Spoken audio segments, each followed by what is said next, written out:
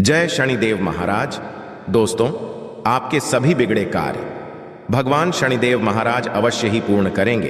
दोस्तों, आज हम आपको बताएंगे बहुत ही महत्वपूर्ण और खास चीज के बारे में, जिसको करने से आपके जीवन में धन, सुख और समृद्धि खुद ही आकर्षित होती है। धन प्राप्ति के नए नए मार्ग आपके जीवन में खुलते हैं, क्योंकि जब भी आपकी एनर्जी बदलती है, नेगेटिव से पॉजिटिव होती है, तो खुद ही सुख और समृद्धि आपके जीवन में आकर्षित होना शुरू हो जाती है।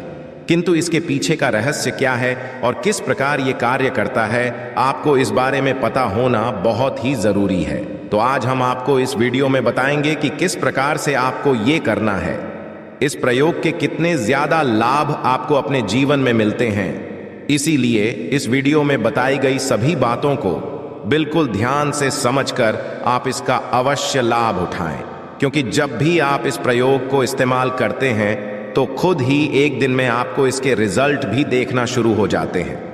इतना ज्यादा शक्तिशाली ये प्रयोग माना जाता है।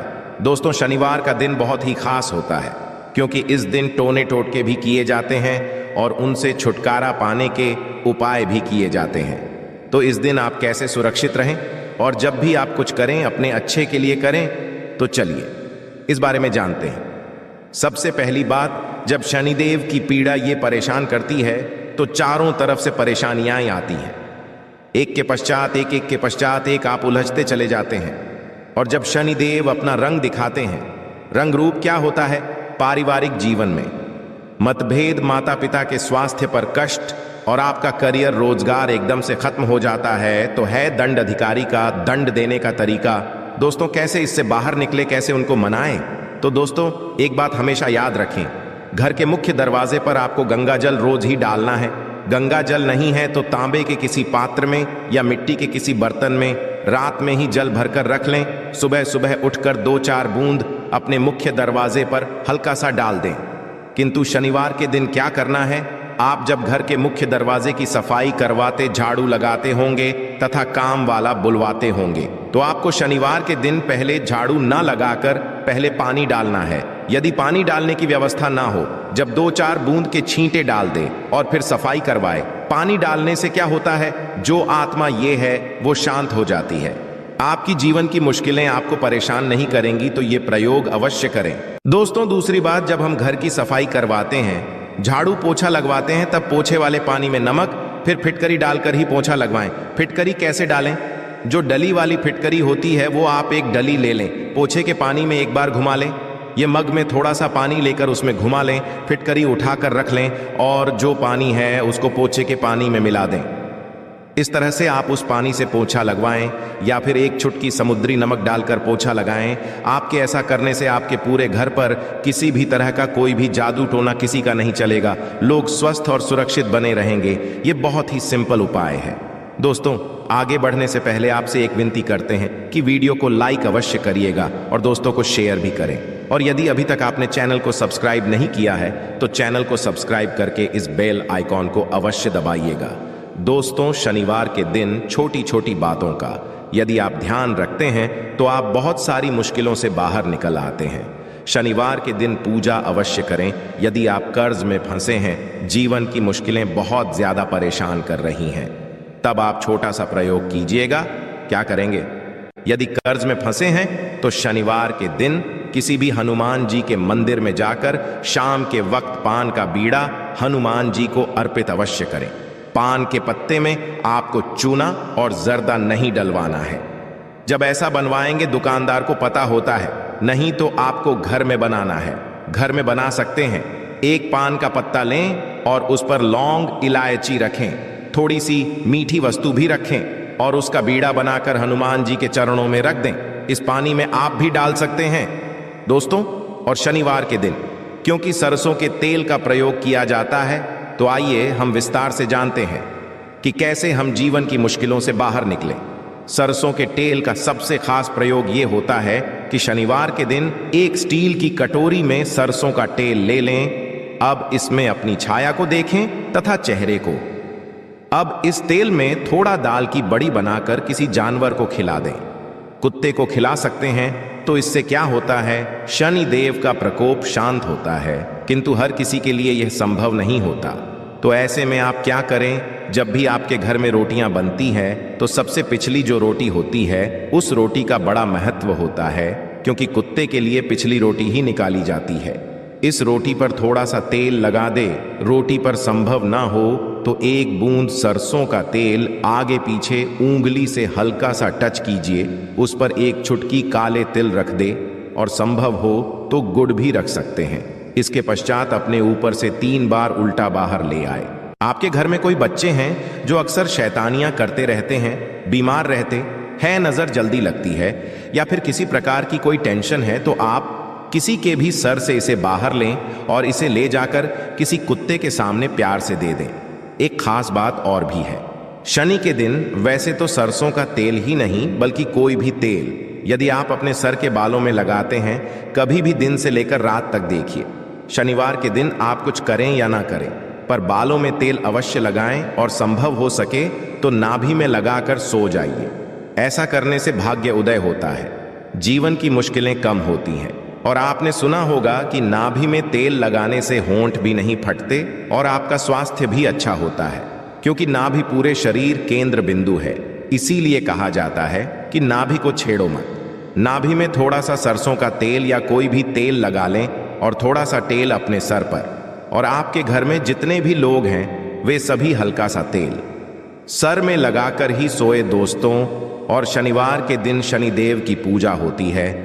इनसे जुड़ी एक कथा भी है कि शनिदेव को जब रावण ने लंका में अपने पैरों के नीचे रखा था, तब हनुमान जी महाराज ने उनको वहां से बंधन से मुक्त कराया था। तब शनिदेव महाराज ने हनुमान जी महाराज को वरदान दिया था कि जो भी मेरी पूजा करने के पश्चात आपकी पूजा करेगा, उन भक्तों पर हम कभी भी अपनी कुर्सी दृष्टि नहीं डालेंगे।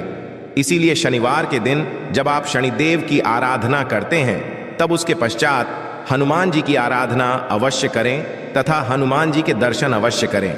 इससे शनिदेव आप पर कभी भी क्रोधित नहीं होंगे। दोस्तों, कैसे करें? पूजा बहुत ही सिंपल है।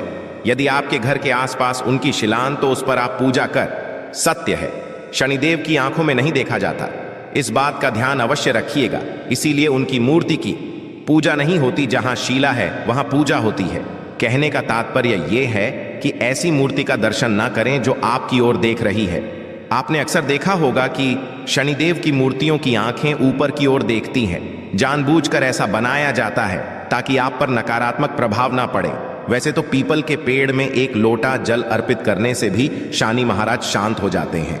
दोस्तों, शनिवार की सुबह जब आप जल अर्पित करें तो एक लोटा जल में एक चुटकी काले तिल और थोड़ा सा गुड़ मिश्री लाल फूल और एक चुटकी अक्षत लेकर जाएं और प्रेम से जल अर्पित करके मां लक्ष्मी को कहीं कि आप मेरे साथ चलिए और शाम के समय पीपल के नीचे एक सरसों का तेल का दिया 2-4 दाने काली उड़द के या काले तिल के डालकर अवश्य जलाए।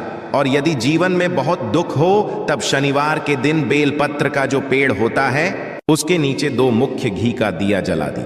इससे मां लक्ष्मी दौड़ी चली आएगी दोस्तों। और हमेशा इस बात का ध्यान रखें, जब भी आप शनिदेव की पूजा करें तो उसके पश्चात हनुमान जी की पूजा अवश्य करें, नहीं तो आपकी पूजा अधूरी मानी जाती है। और शनिवार के अशुभ प्रभावों से बचने के लिए शनिवार के दिन हनुमान जी की पूजा अवश्य करनी चाहिए, ताकि आपके जीवन के दुर्भाग्य से आप बाहर निकल पाएं। जी के भक्तों पर शनिदेव अशुभ प्रभाव नहीं देते और शनि दोषों से मुक्ति के लिए आप चोला अवश्य चढ़ाएं।